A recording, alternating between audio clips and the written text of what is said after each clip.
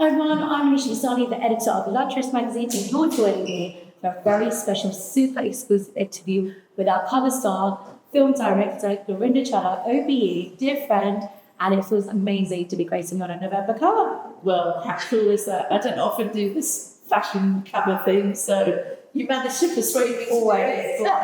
How many years? To do it, and my lovely friend Rima Moglet from Mongus has made some beautiful outfits for me for all the red carpet stuff, so it only seemed fair that I could show some of those off. So I hope I don't look too different. What I normally look like. Absolutely amazing, rocking these glamorous outfits from Mongers.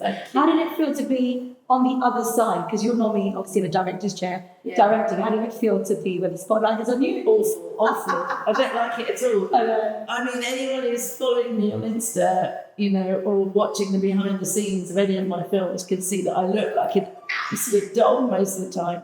And I do all these selfies and I do all these pieces to camera, and my hair's like this, and I've got no makeup on or anything. But for me, it's like that's who I am. It's natural. And it's nice to get beauty. It's nice to get dressed up for red carpets and stuff. Exactly. But I'm not the kind of person who gets up face on before I go out. Well, you're absolutely stunning. And thank you to the entire creative team that was here today. Yes. Beautiful look. Yes. Dart, Alan, to Simi, to Ashmi. Thank you all so much. So, Gurinder, we're going to get into your interview to promote Christmas cover, the new Christmas movie that is coming out next week. But before we talk about Christmas cover, you had such a remarkable journey from Benedict Beckham, one of my favourites, to Blinded by the Lights, many more, Pride and Prejudice, Christmas Karma now. When you look back at your early days compared to now, what still gives you that same spark of excitement about filmmaking? Well, it's getting harder and harder to make films, so you have to be more and more resilient about it, sadly. But I think for me, I just love storytelling. I always have, since I was a little girl. And even now, I love to tell stories that make me laugh or make me cry or make me feel like I have something to say to the world. And I think that I kind of have this way of telling stories that seems to appeal to people around the world. So for me, that's the buzz, that if I can get an idea over and get people to think or feel, or feel emotional about things that are important to me and I know important to them, then it's worth doing. And I think, certainly with Christmas Karma, it's come at a time I could never have imagined when I started writing the film, which was during COVID. Wow. I could never have imagined how kind of messed up the world is in many ways, and how sad it is, especially for us, to see all these people putting up flags and, the kind of racists have come out. And some people I know will look at the film and go, oh, it's woke, I've made Scrooge Asian. But you know what? If those same people would probably have thought Charles Dickens' version was woke, because it's all about empathy. It's all about hamdardhi, as my parents taught me. It's all very important to have compassion and for others, and at Christmas particularly. So for me, this film is about all the people who, we think of Grinches at Christmas, who don't want to celebrate, don't have joy in their lives, don't have the love, let's say, of family and friends, and looking beyond that, thinking, well, why? Why are they like that? Why are they so miserable? And we all know people like that. I mean, I've got people in my life like that, which is where I got inspired by.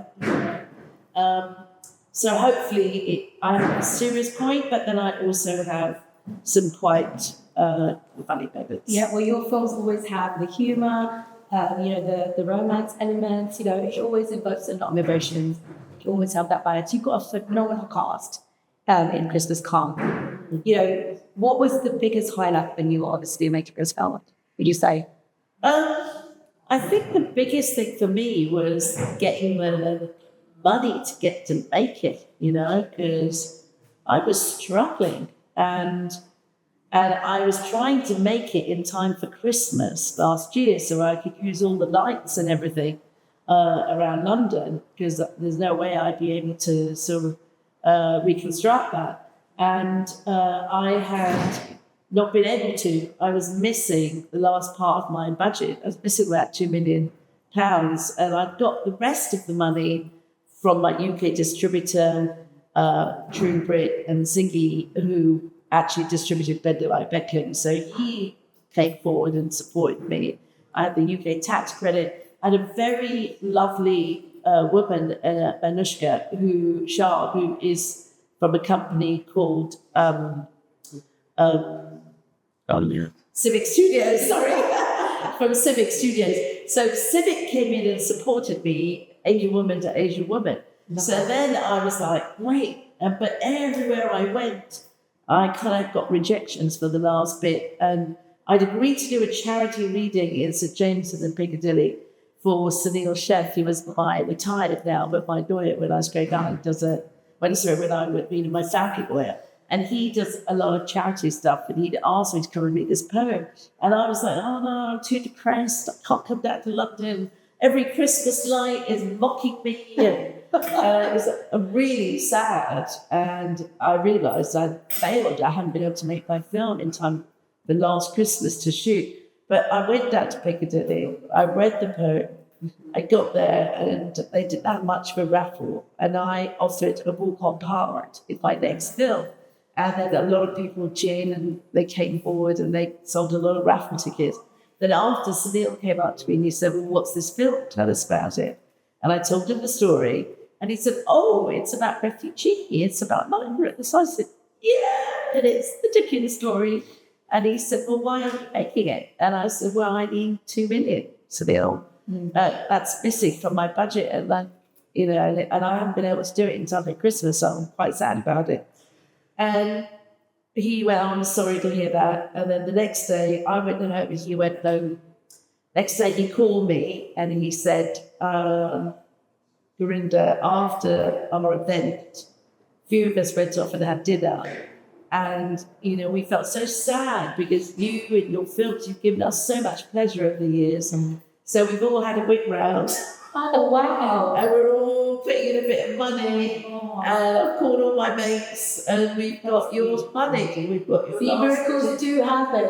Christmas miracle. That's incredible. And so he said, you've got the money, go make the film. And the next day I booked a helicopter shoot. I booked all this. I said, right, that's it. Film all the Christmas lights in London, and that's what you now see in the movie that I made later. And we've been waiting for you to honestly release that movie. Yes. Because we are shooting in one of the venues where you shot Bend It Like Beckham in 2001. Yes. That's 20 years ago at Busbury Park. And I didn't even know when I booked this venue, I had no idea there was a connection with going to shoot at one of the scenes. Famous iconic scenes outside. It was only today. Get your lesbian feet out my shoes. The most iconic. Yeah, that was all shot just outside here. We never came in, we were all outside. So it just feels incredible that you're back again, the movie's going to be out on screens. I've done a little clip about it. So watch it on TikTok. Yeah, on TikTok, you have to watch it. Yeah. So storytelling for you is always obviously involved dramatically since Bend It Like Beckham. With social media now, streaming and short attention spans, shaping narratives, how have you adapted your storytelling to keep it authentic in this new landscape where social media is so impactful from back in the day? Well, what's amazing to me is on TikTok, how many people do little skits where they say the dialogue? Like I was in Southall on Sunday and this girl came running up to me and she said, oh my God, I've just done a TikTok on you. And I'm like, what? And she showed me and how she's got a football shirt on and she's going, I'm good at football. Babaji may be good at football. She does that wrong. And I'm like, oh my God. So the thing is, a good story is a good story. And films last, and I've been so lucky because people still talk about Ben Dick 23 years later. They still talk about Brian and Prejudice 20 years later. Still talk about Bargy on the Beach 30 years later. That's iconic as well. But that's also a testament to the fact that we just don't have enough stories from our perspective, right? So for me, Christmas Carol is something I've been really trying to make, as I said, since COVID. But the film gods were not with me. That's why it's been hard. But finally, I've got it together, and my only hope is that people do go to the cinema and watch it, because it is not a streaming movie; it's a theatre movie, and I hope people take their parents, all generations, for It's sure. full of grandmas, grandkids. It's for everybody, and that family experience in the theatre is very different to TV. Definitely, and I know I watch both, but I wanted to make another cinema movie for people to go and enjoy together. Because there's something about being in a big room with people, strangers from all different backgrounds, and you're all laughing at the same things. And those are very important moments, especially for kids. And I made the film really for my kids because, like all my films, there's elements in it about racism, things that we all have to deal with and we've all grown up with.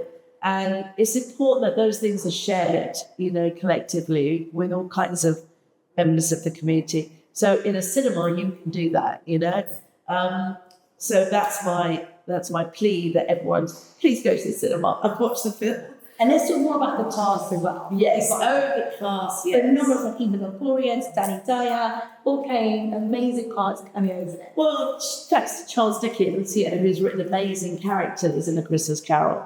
So as soon as you say it's an updated version of A Christmas Carol, everyone's like really interested because they know who the characters are. So first up, Hugh Bonneville was like, I'm it, come on Gurinder, let's do it. And he was so, he's been playing the Lord in Downton Abbey for so long, he's very prim and proper. So the idea of playing an emaciated ghost who looks very different to Hugh, that was quite exciting. And he did really good. Kunal, of course, initially was like, no, I can't do it, no, that's not me. And I said, it's so good. You have no idea how much like Scrooge you are. He went, really? Are you insulting me? I said, no, I'm complimenting you. But I knew it, I saw it in him, and I just knew that he would be fantastic. And I think people will be amazed and will not recognize that is the same character, Raj, from Big Bang Theory. I mean, he's a world apart, for sure. And it's such a great emotional journey that he goes on, and what a world-class actor Kunal is to carry the film in that way. Eva Longoria, who I met because she asked me to present her films, Flaming Hot, for the Academy Awards, so I did. We had lunch. She said, what are you doing? I'd love to work with you. I said, I'm doing this. And she went, excuse me, ghosts? Mexicans, we love ghosts. Day of the Dead, that's all about us. So that was the shoe-in. She wanted to be in it. I'm like, you're absolutely right. Let's make the Ghost of Christmas Past Mexican Dragon. So that all worked. Billy Porter, who I've known and admired for many years, and I needed someone very commanding to play that role, who could sing and dance, and hold his own on the screen. So Billy Porter was a complete shoo-in for the Ghost of Christmas Present, and he gets to sing a massive a gospel song as well. And then Boy George, the amazing Boy George, who's been through a lot in his life, is the Ghost of the Future, and that he gets to sing a beautiful song.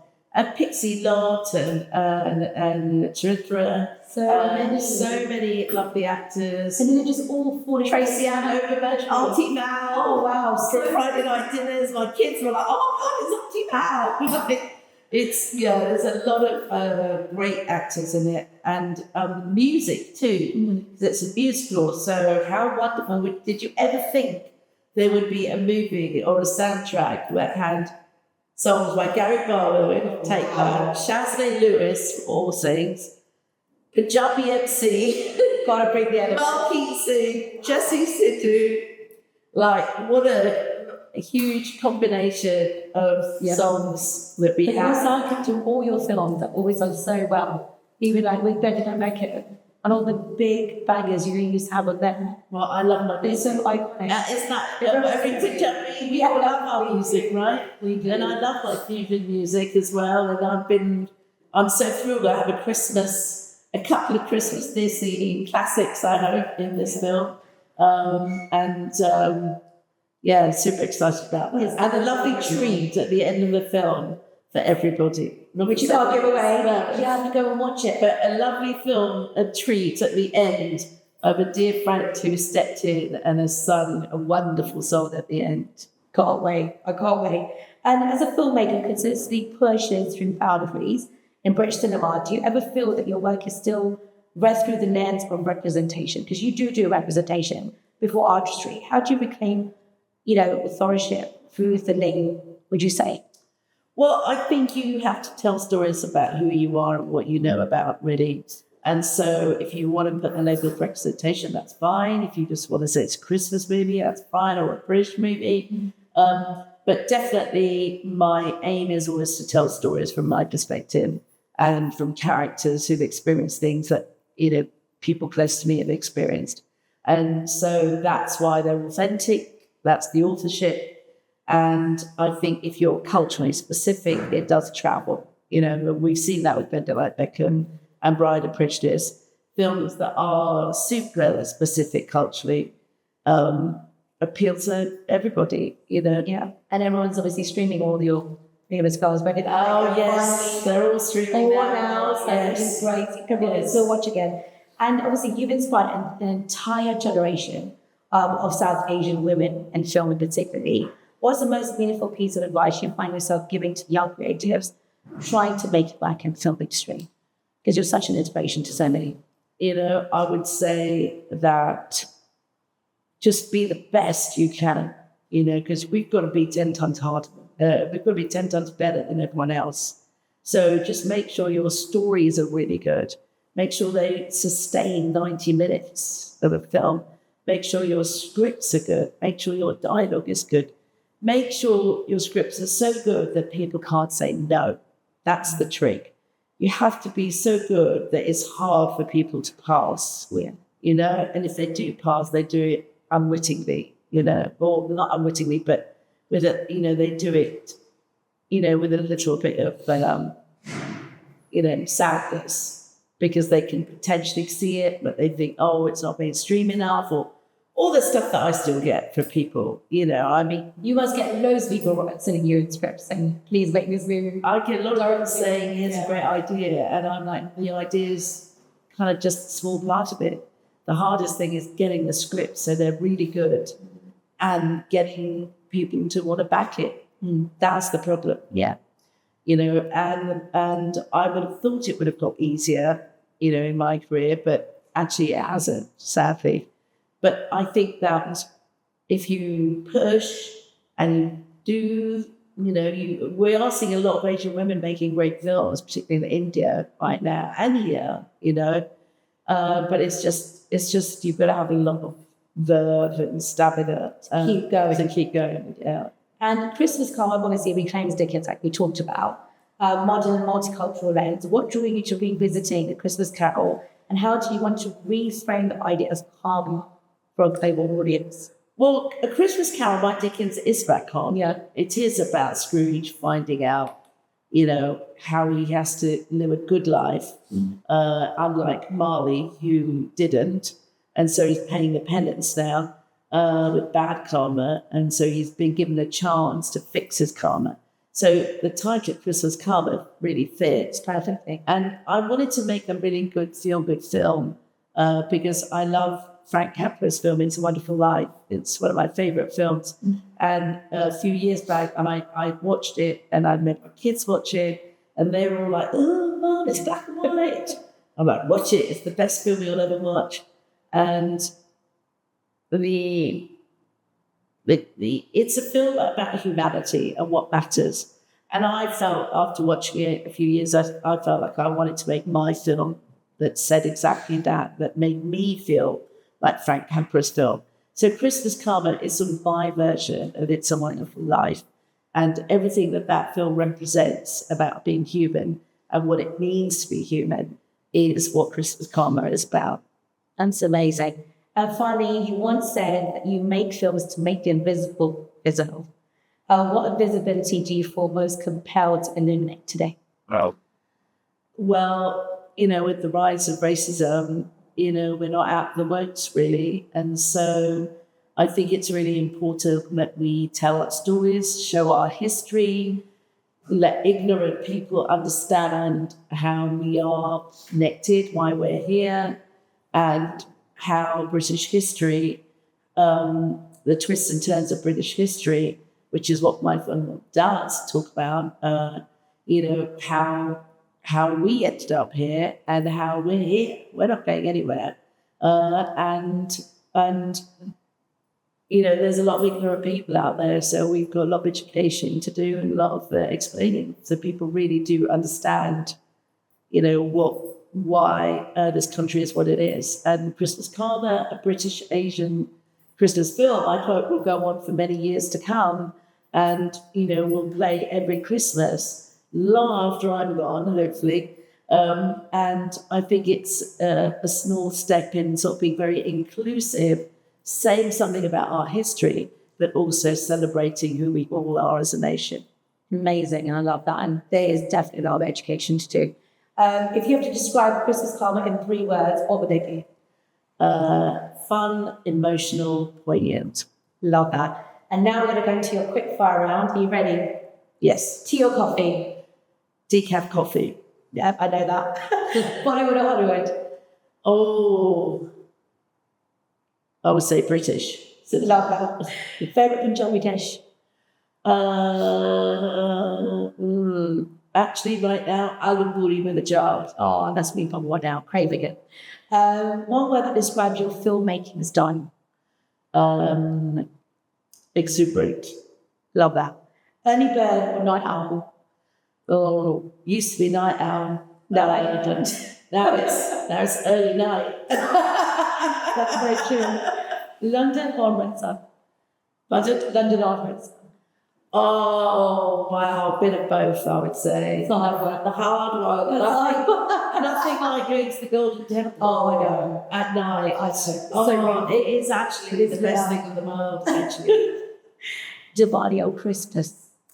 Oh, we made it really hard for our we have. I think that's really a tough one because being who I am, British and Indian, I'm afraid I can't really choose. And I have to throw a third one in, which is Thanksgiving. Oh, there you go. My husband. So there's 3 now. Oh, that's it. So we're going to celebrate all 3 of them then. A film you wish you had directed? It's a Wonderful Life. Of course. Just talked about that. And what song always puts you in the right way? Because we know you love your music. Oh, well, right now it's That Girl, isn't it? But my God, what a song that is. Brilliant. Love that. I love anything and everything by Gurinder Kaur. And I'm loving all the new mixes and everything, all her songs that we're seeing, mashups. Yeah. Obviously, Dodgy, of course. It's making waves. We're all on the dance floor. On the mainstream. Darshan, that's got great memories for me. Love that. Jesse Sidhu, that's important. Definitely Jinmai from Loki. And I asked Loki to come and sing that for Christmas Karma.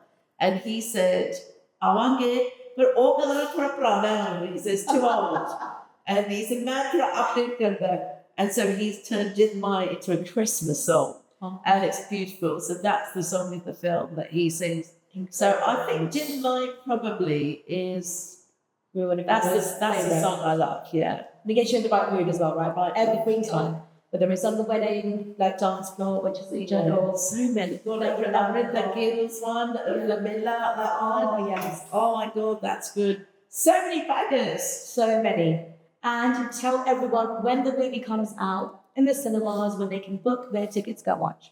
Okay, November 14th, it will be opening across the UK and actually across the world, America as well. Opening in India in December. In New Zealand, Australia, Singapore. It's opening in a lot of places. So let's see what happens, right? Hope it does well. You never know. You spend all this time putting effort into work. You want to say the right thing. For me, this film is very much from the perspective of Guru Nanak Dev Ji. It's Ekonkar, that's what it's saying. That's what Dickens was saying. We're all connected, whether you're rich or poor. And, I've done my bit. Now it's up to the world, everyone else. And of course, Baba Chili Bear, as always. Beautiful. There's an important, really, really important message in this movie, guys. Make sure you go and watch it. Coming out next week. And don't forget to read this incredible interview and see that of Gurinder on the Luxurist cover. You're going to love it. Thank you so much.